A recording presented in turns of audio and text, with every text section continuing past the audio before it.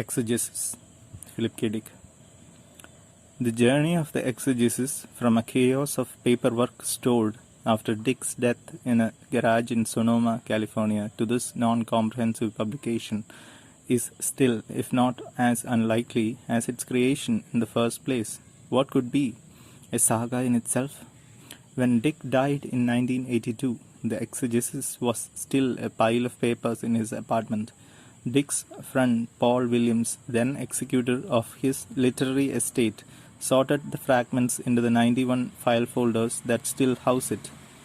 Williams's provisional organizational choices, in the absence of other guides, remain evident in the form in which we present the material here.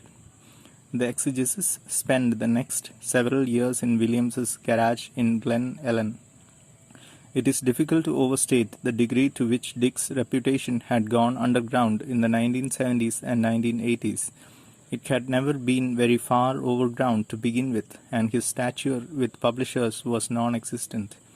Working with Dick's agent, Russ Gallen, Williams found remarkable success inventing Dick's posthumous career as we now know it, guiding the out-of-print novels into republication and a place in literary culture more secure than Dick probably ever imagined for himself. A number of unpublished novels, coherent, finished manuscripts that in almost every case had already made the publisher's rounds and been rejected, were also brought to light. The Exegesis, an unruly and unlikely manuscript that threatened to defy editorial ambition, remained terra incognita. Its first scholar, J. Kinney, published a summary of the exegesis based on preliminary forays in 1984. Estimating the document at 2 million words, Kinney defined requirements for its publication: transcription from the handwritten pages, an attempt at chronological resequencing, and selecting out the most coherent portions. He rightly called this prospect staggering. With Williams and a few volunteers, Kinney's venture at least accomplished the photocopying and inventory of the 8,000 plus pages. At one point, a distributed transcription effort was begun by mail swarm scholarship before the web. Kinney, in his article, also suggested that the published exegesis could be the basis for the founding of a Dickian religion, mentioning the name L. Ron Hubbard. His intent may have been flippant, but the notion seemed in the chatter and proved more hindrance than incentive to scrupulous investigation of the material. Next, biographer Lawrence Sutin edited 1991's In Search of Wallace, Selections from the Exegesis, a volume that thrilled and frustrated a core of seekers for whom the text was increasingly taking on the status of legend.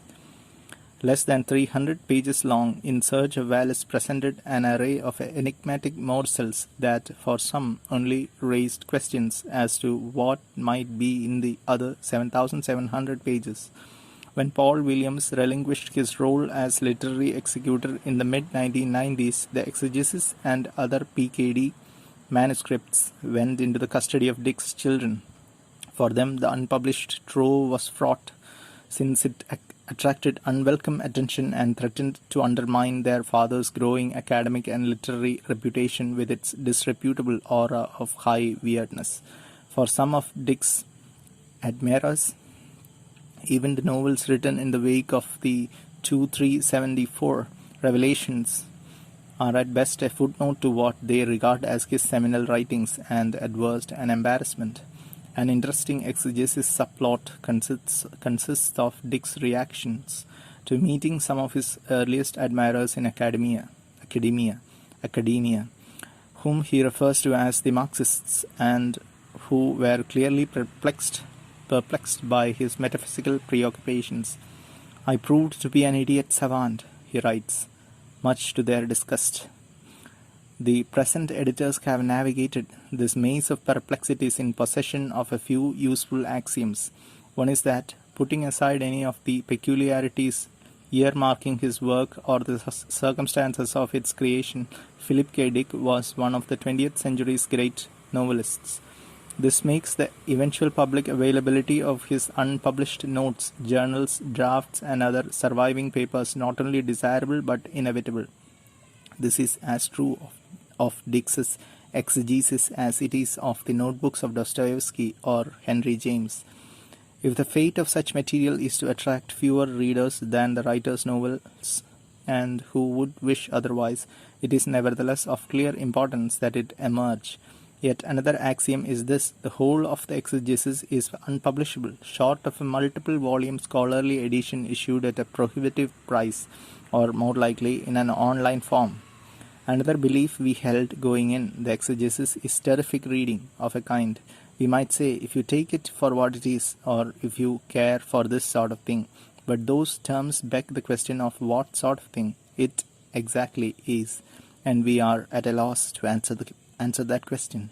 To give yourself to it completely, as Kinney and Seton and ourselves, most especially the tireless Pamela, have done, demands a degree of mania and stupefaction we would not wish on another human, though we will undoubtedly not be the last. But to give yourself to it, in part, at leisure, and in a spirit of curiosity can be entrancing, and to become entranced by it is contradicting ourselves now to want more. One last axiom, then. In the compromises and sacrifices that this effort by its nature imposed, we will satisfy no one. We have set another foot on Everest, reached a slightly higher station than others before us, but not the summit. That admission leads to a declaration. This book spearheads an effort to transcribe, or reorganize, or more rightly organize, and eventually provide scholarly access to the entirety of the writing left behind by Philip K. Dick after his death. Much of what we excluded was repetitive and boring. Some was tantalizing, but opaque, or defied excerpt. But no one will need to take our word for this forever. 3. Determinist forces are wrong, though irresistibly strong, but of God there is a dearth, for he visits the earth, but not for sufficiently long. Or, determinist forces are wrong, though irresistibly strong, but of God there is no dearth, for he visits the earth, but just for sufficiently long. Science fiction writer Tim Powers recited these two limericks from memory, then explained. He would call you up at 11 in the morning and say, I just figured out some stuff. I just figured out the universe. Why don't you come over? Possibly he had written until 6 a.m., then slept for 6 to 11. I would say, I've got to go to work. Write it down so you don't forget it. One day I said, oh yeah, and can you write it as a limerick? When I showed up, he gave me two versions.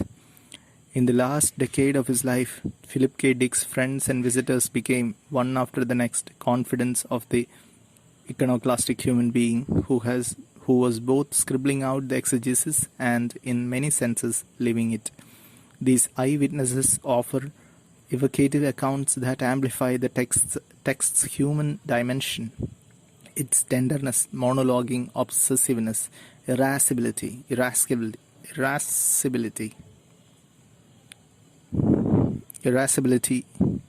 adjective of a person easily made angry, seductiveness, despair, irony, voraciousness, curiosity, anger and wit, and above all its doubt and certainty were Dick's own.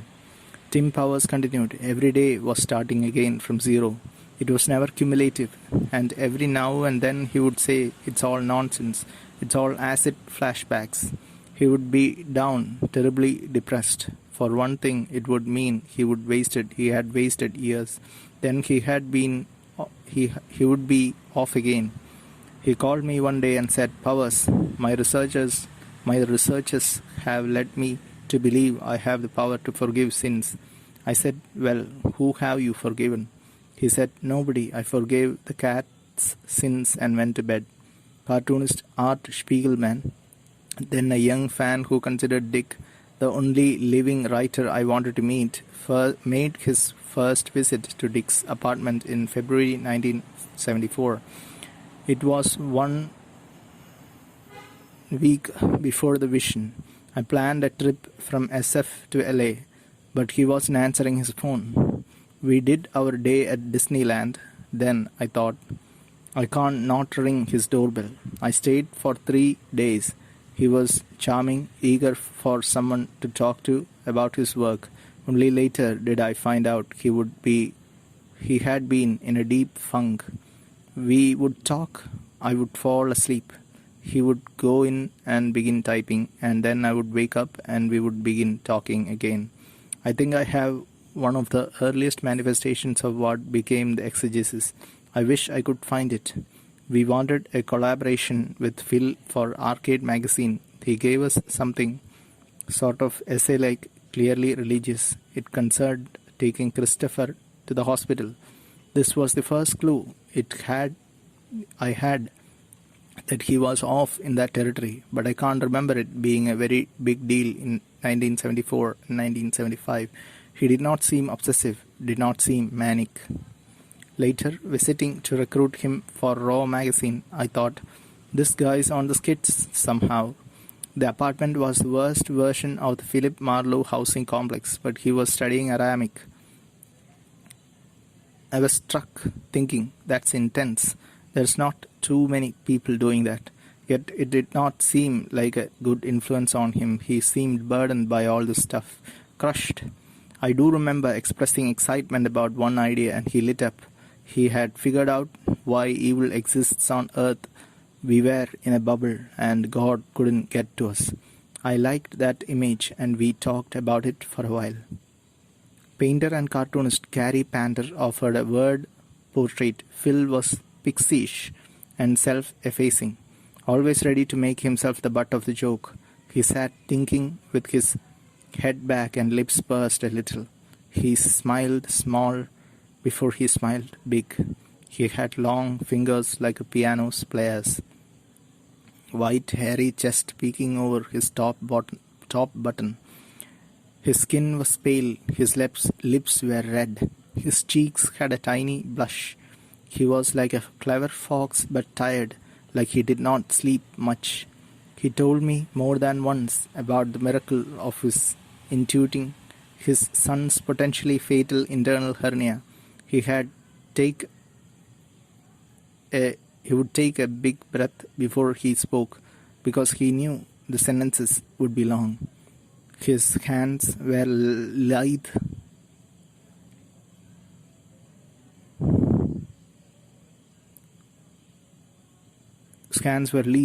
Lithe adjective especially of a person's body, thin, supple and graceful, and expressive, often mirroring each other palm to palm. He had soulful, heartful eyes. With other people he could have played other roles, because he was a theatrical and prankish person. He laughed a lot.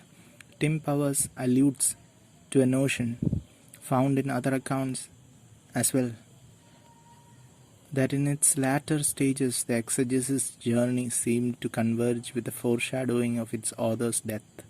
I do remember that around Christmas of 1981 he was convinced that the world would end in a couple of months, and it did for him, I thought.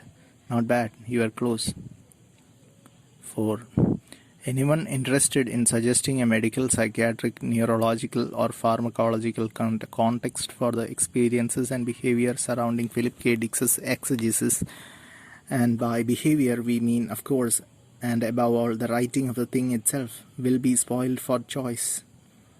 Dick offers a wealth of indicators suggestive of bipolar disorder, neurological damage due to amphetamine abuse, a sequence of tiny strokes. It would be a stroke that killed him in 1982, and more.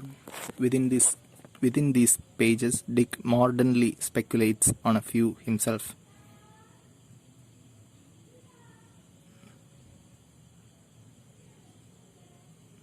Mordant, adjective, especially of humor, having or showing a sharp or critical quality, biting, a modern sense of humor.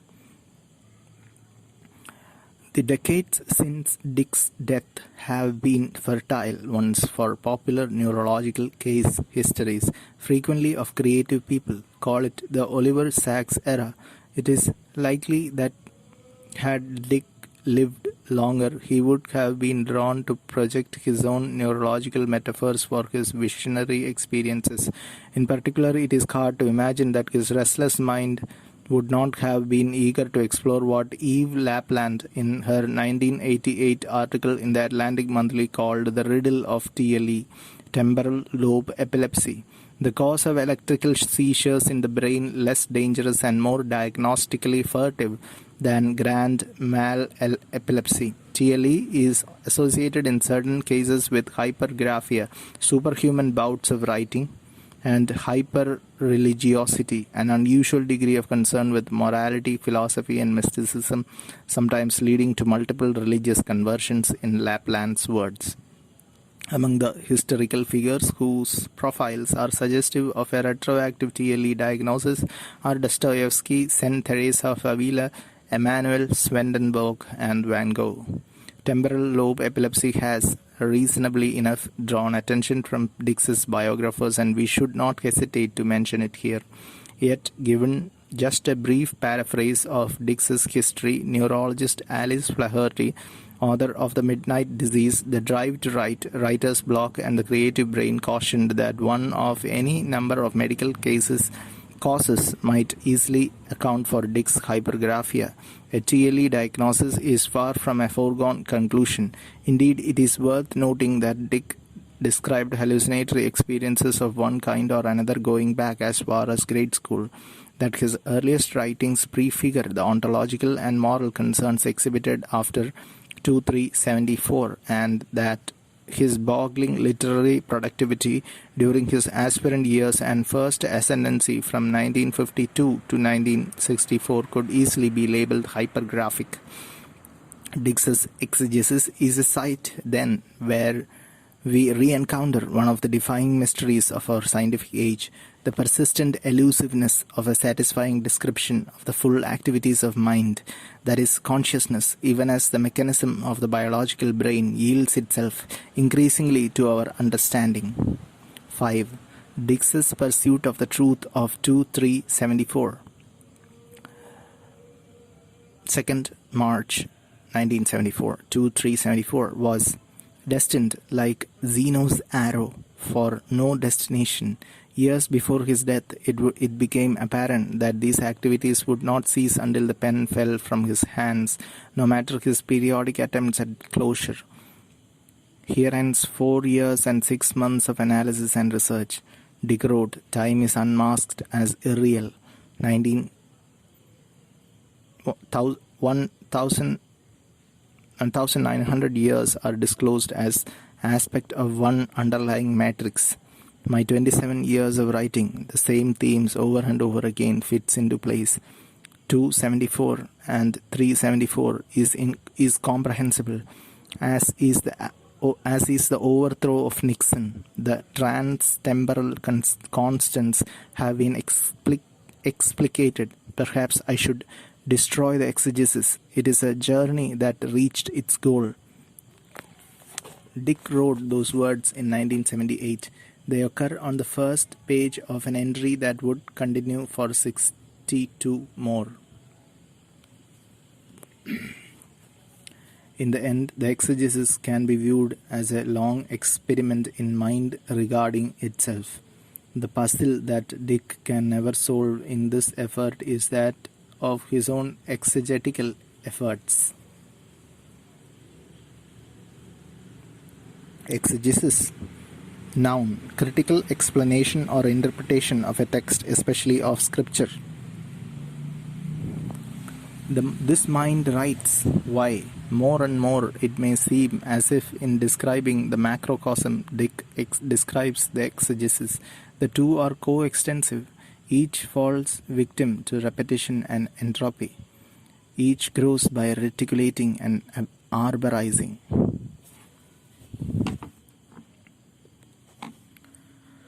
Reticulate.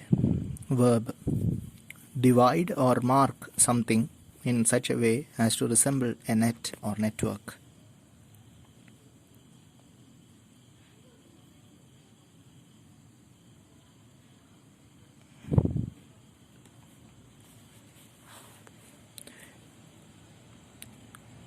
Each grows by reticulating and arborizing. Each, for its renewal, requires divine intervention in the form of language. The same questions apply to both. What saves the universe from running in useless circles until it drops? What separates the living spark of meaning from the inferior bulk of chaos and noise? Does the universe evolve or devolve? If the system is closed, then where does the new originate? We found ourselves struck by the notion that Philip K. Dick was, for all his garrulous explications, an aphoristic writer, in the vein of E.M. Cioran or Blaise Pascal. What disguises his aphoristic gift is simply the scaffolding he left in place. Aphorism. A noun, a pithy observation that contains a general truth such as, if it ain't broke, don't fix it. Every impulse, every photon of thinking collects on the page. It is left for the reader to isolate the spires. What lies hiding within each object? A garden, so to speak. There are no gold prisons. The schizophrenic is a leap ahead that failed. To remember and to wake up are absolutely interchangeable. All that is colossal is fraud. The physical universe is plastic in the face of mind. Reality lacks discretionary power. What's got to be gotten over is the false idea that an hallucination is a private matter.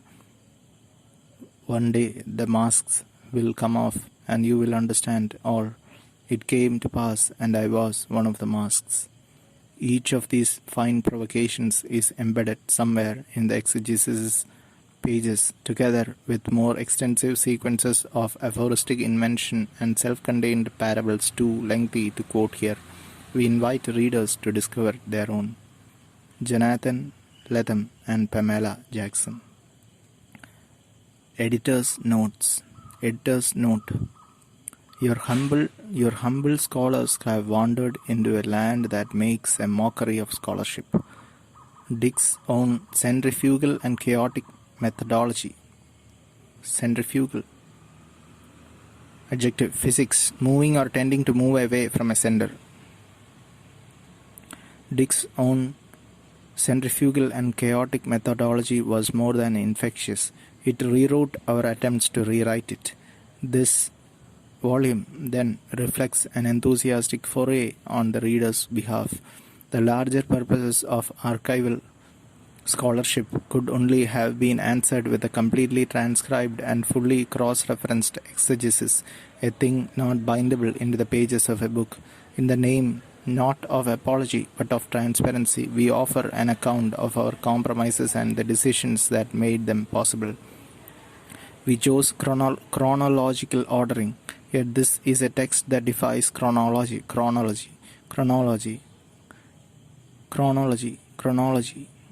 Dates were frequently determined only by internal clues or references and so should be regarded as approximate and open to revision by future scholarship. We kept folders intact, despite recognizing these as an artifact of Paul Williams's archiving rather than Dick's own ordering. In places where this led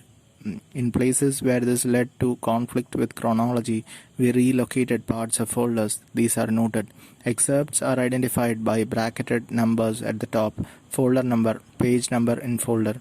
In folders where Dick's own page numbering suffices, we retained these. In folders with multiple discontinuous numbering sequences, we have renumbered the pages to create a single pagination for the whole.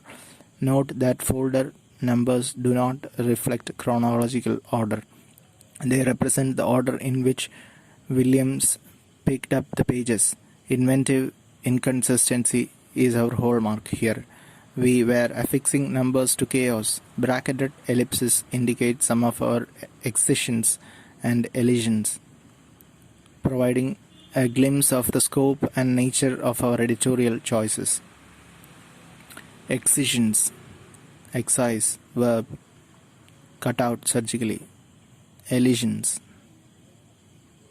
noun, the omission of a sound or syllable when speaking, as in I'm, let's, even.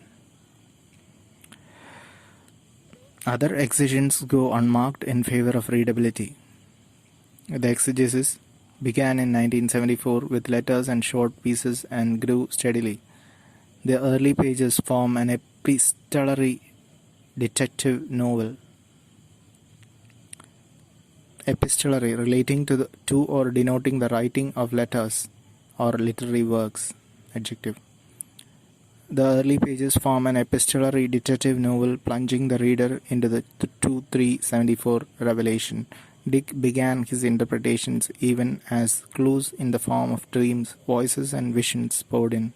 Soon his letters grew longer and denser, some accompanied by enclosures of further typewritten notes. Short pieces with recognizable beginnings and ends gave way to the extended theoretical speculations and open-ended meditations that characterized the exegesis proper. By the end of this period, Dick was typing 20-plus pages at a go, single-spaced, with minimal margins and paragraphing. We have largely offered the earliest entries in full as longer, more meandering entries begin. In early 1975, we transitioned to the method of excerpting used for the remainder of the book, selecting discrete chunks of varying lengths from a single paragraph to several pages, with or without some internal trimming. Dix's text is given interpretive, personal, and unsystematic annotation by the editors and these others: Simon Crickley, Steve Erickson, David Gill, N. Catherine Hales, Jeff Gribal, and Gabriel McKee. These annotations are identified by the author's initials, following the text and an afterword by Richard Doyle. We offer two aids to a reader's comprehension: a series of individual notes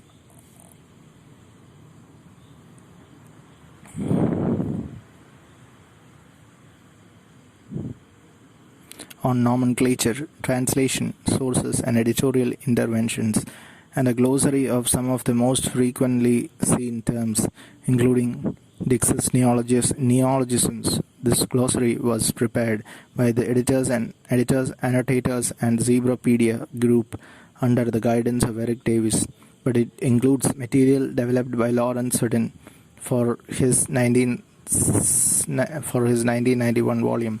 A modest index follows the afterword. Let us be the first to say that the notes, glossary, and index are incomplete. Nothing short of a vast active living intelligence. Vast active living intelligence could sort all of Dick's avenues of reference and citation. For one small example, among many of the challenges in an annotator's path, Dick often quoted English sources from memory or altered sources as he hurriedly copied them out. His use of German and Latin is willful and imaginative, in consideration of sanity, our own, and time and space, which are after all the same thing. We have offered the gist of his intentions as we understood them, rather than unraveling his errors. A few names have been disguised in these pages to ensure the privacy of persons not wishing to be named. Acknowledgements. Editor's acknowledgements. The Zebrapedia Transcription and Research Group, spearheaded by Richard Doyle. Liza Bourne, Scott Bourne, Alex Brody, Jerry Canavan, Devin Daniels, Rob Dauben-Speck, Eric Furjanik, Carl Heyman, Jesse Hicks, Shane Leary, Jesse Rafalco, and Jennifer Ree, as well as others who went in before us. The Paul Williams transcription team, some of their names now lost: Andy Watson, Jay Kinney, Greg Rickman, and Lawrence Hutton. Also Rebecca Alexander, Will Amato, Cindy Lee Berryhill, Stephen Black, David Brazil, Tessa Dick, Frederick Dolan, Michael Domaraki, Bob Gamboa, Ted Hand, Owen Hill, Frank Hollander, Mark Hurst, Babette and Bruce Jackson, Shelley Jackson, Jeremy Menzies, and Rob Miotke. Thanks to all the annotators and to Gabriel McKee for above and beyond attention to notes and glossary, and to the estate, Isa Hackett, Chris Dick, and above all, Laura Leslie for transcription, for biographical research, and for her ceaseless support. Laura Leslie's acknowledgements. Isa, Chris, and I would like to recognize and express our appreciation for the following people who were instrumental in overcoming the daunting hurdles along the journey from 8,000 disorganized journal pages to the book you hold in your hands. Tim Powers for saving, protecting, and hiding these pages immediately after our father's death.